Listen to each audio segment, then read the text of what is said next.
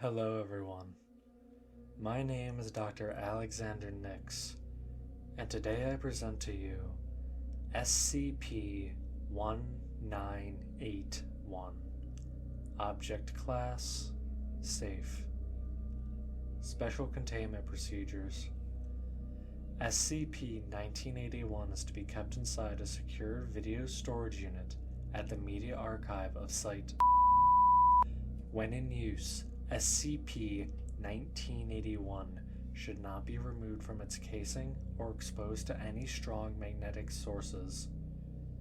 A Betamax home video system and an analog television has been provided within Observation Theater 2 at Site, as well as video equipment to record viewings. Description: SCP-1981 is a standard Betamax tape. Quote, Ronald Reagan cut up while talking, end quote, has been handwritten on the adhesive sticker in felt tip pen. Laboratory analysis indicates that SCP-1981 is made up of ordinary material, and serial numbers correspond with home cassette tapes produced in September of 1980.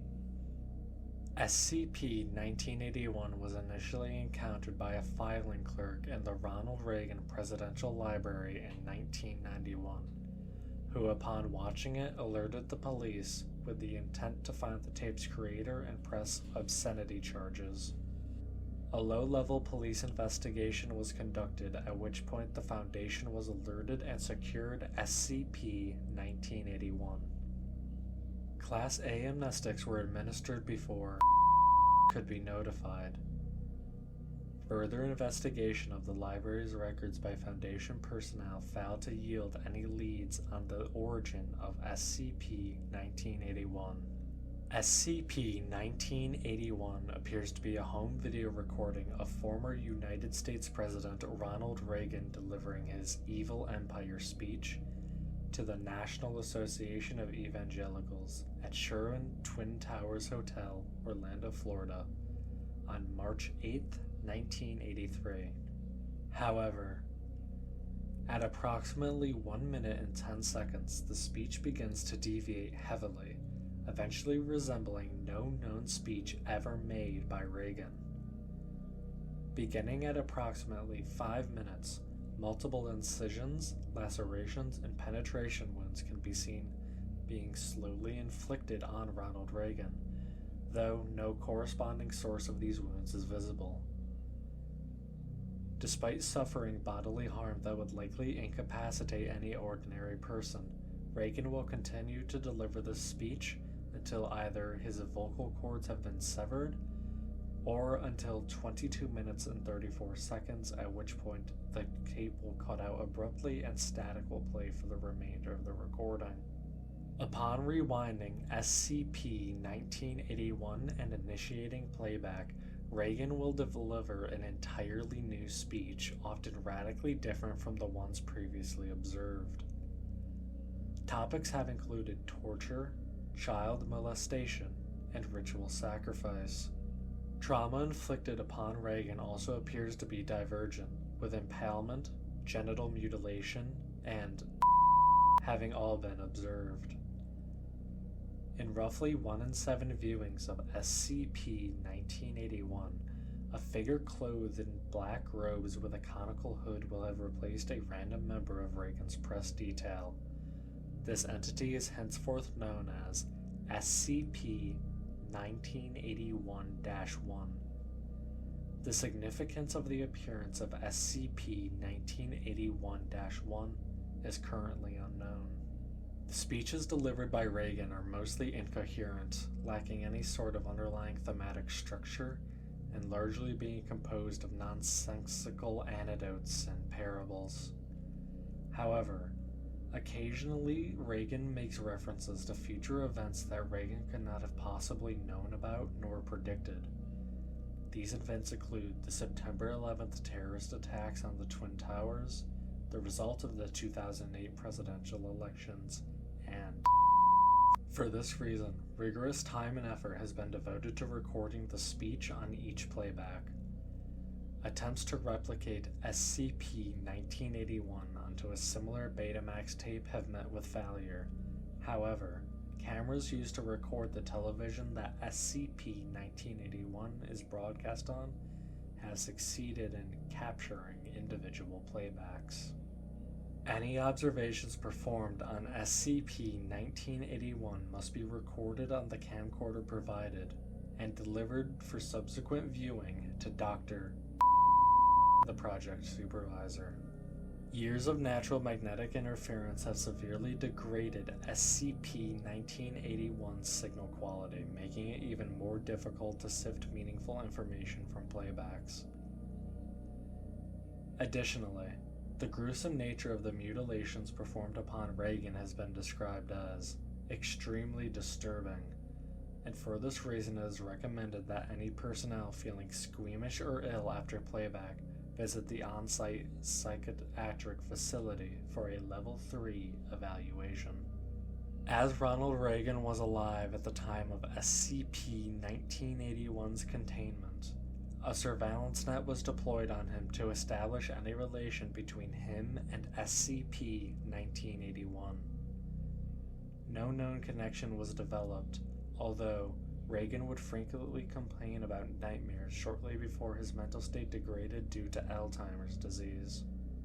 The following is an excerpt from a video transcript of a recording made on 1993.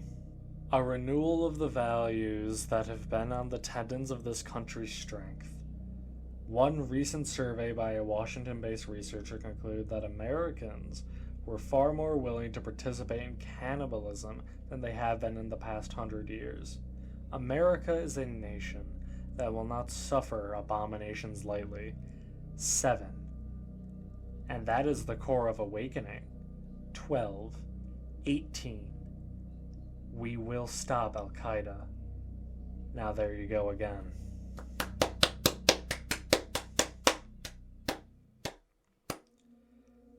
For the first time we have risen, and I see we are being consumed. I see circles that are not circles, billions of dead souls inside containment. Unravelers have eaten the country's moral fabric, turning hearts into filth. I'm from a kingdom, level above human. What does that yield? A hokey smile that damns an entire nation. There is no hope.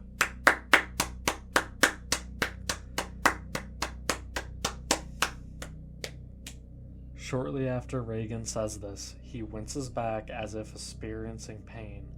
Several new lacerations began to manifest across his eye socket, as well as punctures appearing to penetrate his forehead and temples. His left arm has now been completely bisected. Further consensus has proven that over half Americans still hate, eaten by the void, the emptiness, the sadness, the blackness, the darkness.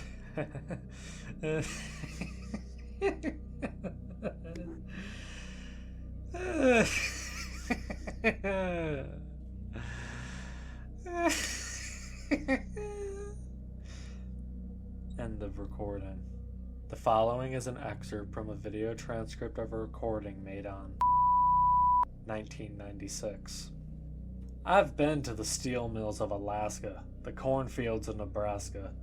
I've seen the derelict offices of Google burn with the windows boarded up and the squatters inside them. I've seen the houses where they cut up the little babies. From coast to shining coast, I have walked down the empty, drooling path, the decaying flesh of false morality poisoning our children. I have stood atop the mountain of this greedy earth, looking upon a beautiful, pious pit filled to bursting with the vast hands of helplessness. And did you know what I saw? Hell.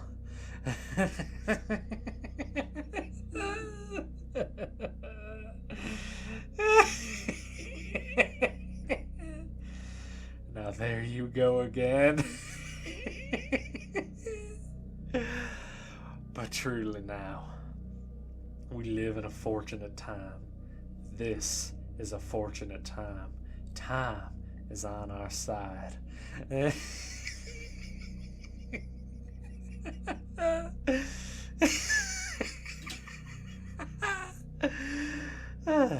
stitch in time saves time. There are your truths. There are my truths. There are known knowns, known unknown, known knowns, and unknowns, and known unknowns. Some of them are in the audience right now. At this stage, wounds inflicted upon Reagan's neck appear to be so severe that it can no longer support the head. Speech degenerates into mere gurgles as Reagan violently jerks forward, spine being severed cleanly and the head only being loosely connected to the body by strands of muscle tissue. Body remains animate for the next 3 minutes and continues the gesture as the spinal column appears to be withdrawn from the neck cavity before finally collapsing. The tape degrades into static at exactly 22 minutes, 34 seconds. The following is a video transcript of the recording made on 2005. As soon as the video begins, it is a long shot of the podium, as well as empty chairs which would normally be occupied by Reagan and his entourage. Curiously, this is the only recording that lacks both Reagan's press detail and the presence of Ronald Reagan. At exactly 30 seconds, the camera zooms in on the podium. At exactly 2 minutes and 55 seconds, the entity known as SCP-1981-1 enters the shot from the left and stands at the podium and remains motionless for the remainder of the film. At exactly 22 minutes and 34 seconds, the tape flashes to a single frame intertitle with the words, "I see you," colored in red. It holds for 7 seconds and then immediately cuts to static. No signal for the remainder of the tape. Note: this is the last known sighting of SCP-1981-1. SCP-1981-1 has been absent in all subsequent playbacks. If observed, staff are advised to not attempt to communicate with SCP-1981-1 and to alert any Level 4 supervisors on duty. Dr. Alexander Nix, signing off.